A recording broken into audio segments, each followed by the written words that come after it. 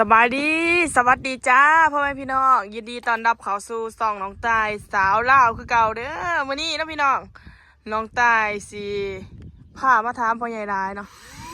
ตอนนี้เพิ่นกำลังเฮ็ดเบี้ยเพิ่นพี่น้องแล้วก็สิพาไปเบิ่งรถโอ้ส่วนนี้รถแมคโครแมคเคเข้ามาหลายพี่น้องอีพ่อนั่นแหละทุ่งมาใช้กับบ่ฮู้เรามาติดโอ้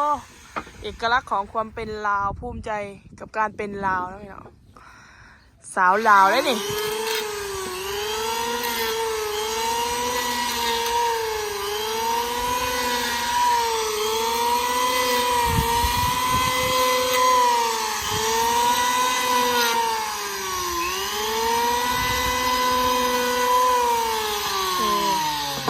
มื้อนี้สิมาถามพ่อใหญ่หลายว่าเฮ็ดเบียกผู้เดียวนี่อยากได้ลูกเคยมาเฮ็ดน้ำอยู่บ่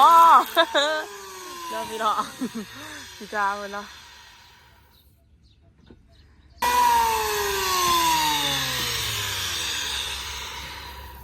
เฮ็ดประตูใส่เฮือนก็เฮือนก็เริ่มก่อเลยพี่น้องก่อไปน้ำเสื้อละเล็กเสื้อละน้อยโอ้ท่าน่ะเขาเจ้าเฮ็ดดอดพี่น้องรถเขาเจ้ารุดหน้าเนาะเดี๋ยวสิไปถามเขาเบิ่งว่ารุดหน้าราคาเท่าไหร่แต่รถนี่นำเขาจากฝั่งไทยนะพี่น้องรถแมคโครบ่ว่าจะเป็นแมคโครหรือว่ารถรถอันนั้นนี่เนาะ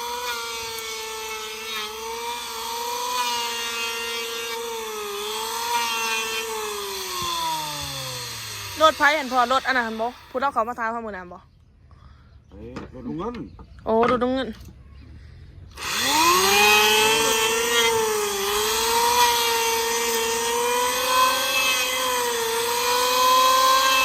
พ่อนุ่งเสือมาถึงท่า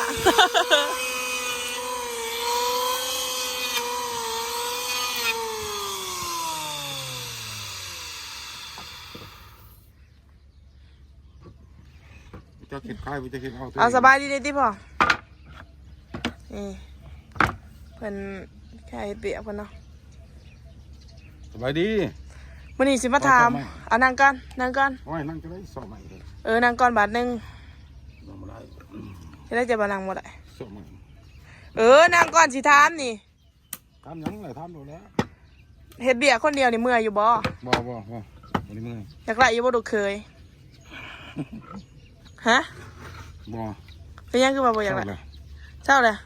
ขาดน้ำไหลเลยขาดน้ำไหลจะได้จะมาขี่ขาดน้ำไหลเมื่อไรจะเสื่อม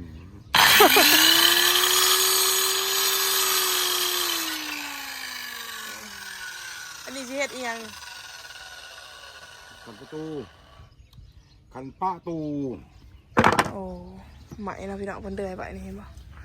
เฮ็ดใบเดือยใบยังได้บ่ยังจักบ่งจักสิพอโอ้ยังไงยังสันตึ้งสันลุมได้เบิดบ่ไม่ได้สันได้แป้งสันลุมนี่สร้างก็เฮ็ดอยู่ได้เห็นบ่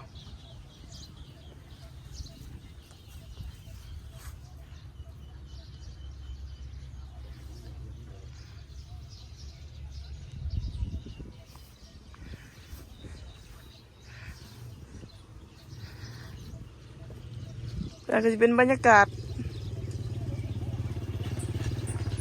ศทางเนาะหนทางมะม่วงมันสิบ่ได้ตัดถิ่มว่าต้นมะม่วงต้นนี้มันสิมากีดกับสายไฟอันเฉพาะ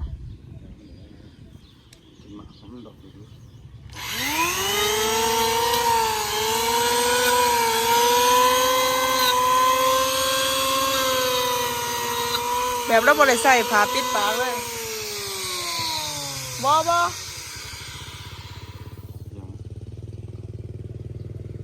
เอาบ่มีบ่นี่จะขาเป็ดแต่ขนม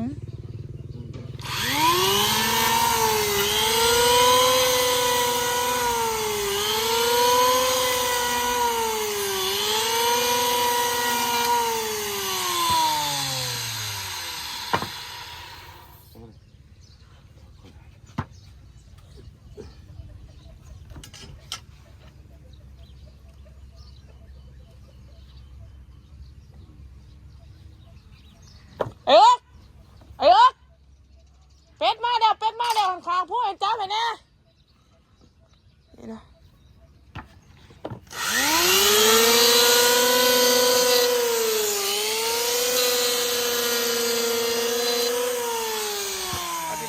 าไปชมบรรยากาศแถวเทียงมื่อนี้ก็ปลูกพัก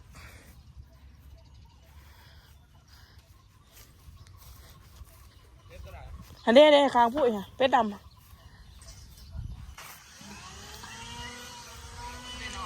เอาพอดีแหละ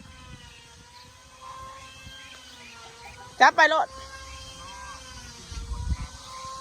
นี่เด้ค้างนี่เด้สัตว์ตัวนี้เด้สัตว์นี่เด้ค้างพูดกับพี่4 โต 3 โตนี่จะน่ากับไรซ้ำค่ะบอจับแล้วนะอ้าวฉันนอนกูบ่เฮ็ดซ้ำนะเอาแล้วอีเมลแล้วบอกให้เอาตัวนี้มันพี่อยู่จับให้แน่ยิดบ่จับให้แน่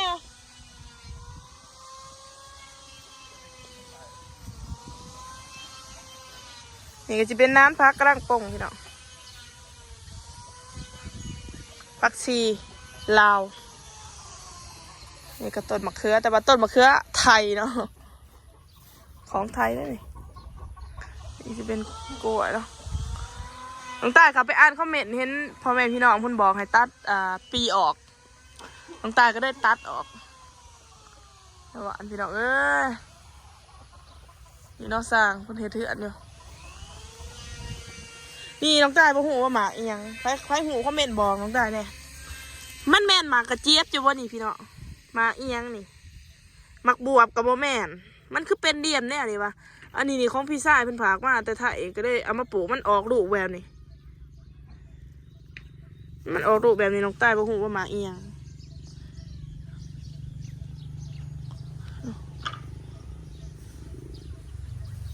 ของปลูกของฟังกันหลายสนิทอยู่กล้วย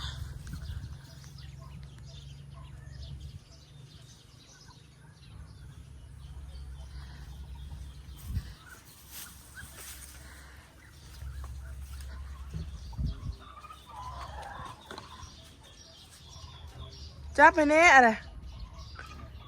จับไปแน่มันสิไปหันนี่เอาตัวนี้ตัวข้อใหญ่ๆเติมนี่เนี่ยนี่จับไปแน่นี่ตัวข้อใหญ่ๆหันนะตัวข้อใหญ่ๆหันนะนี่ตัวข้อใหญ่ๆตัวนี้นะมัดไว้ถ่ายคลิปก่อนบรรยากาศแถวเทียงเดี๋ยวสิพาไปเบิ่งโดดแต่ว่าสิเฮ็ดอันนี้ก่อนมาเนี่ยสิเฮ็ดเลือดแปลงเป็ดก่อนนะจ๊ะ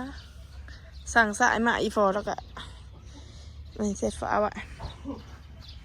มีก็บอกเล่นน้ำร้ายต้นด้วยโกกเล่นนี่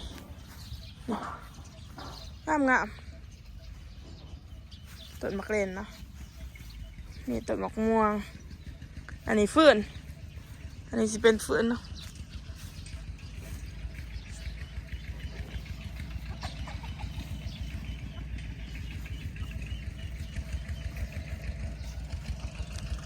ถั่วฟูโอ้ถั่วฟูกำลังเป็นหมากน้อยโอเคพี่น้องเดี๋ยวน้องตายสิไปหาเตรียมเห็ดกับเขาเนาะสำหรับคลิปนี้ก็สิขอจบเพียงสำนีเด้อพอกันใหม่คลิปหน้าฝากกดไลค์กดแชร์กดติดตามเพื่อเป็นกำลังใจให้น้องตายเด้อแล้วพี่น่ะสีรีวิวขึ้นไปรีวิวเพื่อนในเบื้องบ่อยากรีวิวปานใดเพราะมันก็บ่ทันได้เลยเอานะพี่น้อง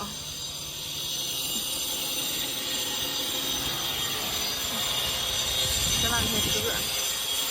โอเคพี่น้องพอกันใหม่คลิปหน้าเด้อบ๊ายบาย